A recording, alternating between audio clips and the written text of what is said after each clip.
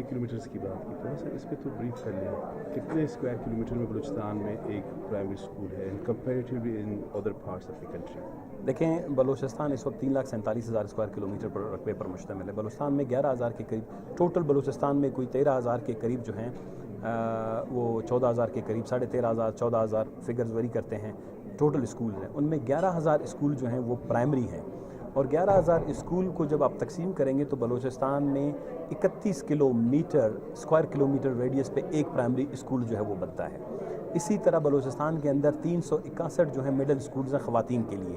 जब इनको बलूचिस्तान के रकबे पर आप तकसीम करें तो एवरेज 361 स्क्वायर किलोमीटर रेडियस पे एक सिर्फ मिडिल स्कूल है। तो बलूचिस्तान में जो ख़वातीन की तालीमी पसमानदगी है, बलूचिस्तान में 25 लाख बच्चों का स्कूल से बाहर होना है, बलूचिस्तान के अंदर इकॉनमी की जो इस तरह की डाउनफॉल है, हमारी मीशत की तबाही, उसका सबसे बड़ा वजह यही है कि हमने अपने बच्चों को कभी इकोनॉमिक एस्पेक्ट से, कभी उनको उनकी तरबियत को, तरजीह को, तो तालीम को जो है अपनी इकॉनमी के साथ, रिसोर्स के साथ लिंक करके नहीं देखा है। जब तक बलूचिस्तान के अंदर एटीट्यूड, बिहेवियर, गवर्नमेंट सतह पे पॉलिसियाँ तब्दील नहीं होती, बलूचिस्तान में ये मसला बरकरार है।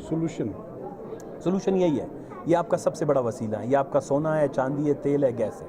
जिस दिन आपने अपने बच्चों को, जिस तरह आप तेल और गैस के लिए यहाँ पर इन्वेस्टमेंट लाते हैं, दूसरे सूबे वफाक आके उन पे अपनी वो कहता है हुक्मरानी करता है या इनको निकालने की कोशिश करता है, जिस दिन आपने अपनी बच्चों की मुस्तकबिल को अपनी इकॉनमी के साथ लिंक नहीं किया है, हर बच्चे को एक सोना चांदी समझ के आपने उसकी अहमियत नहीं दी है, उस वक्त बलूचिस्तान में जो है वो तामीर और तरक्की नहीं हो सकती। Thank you. Thank you.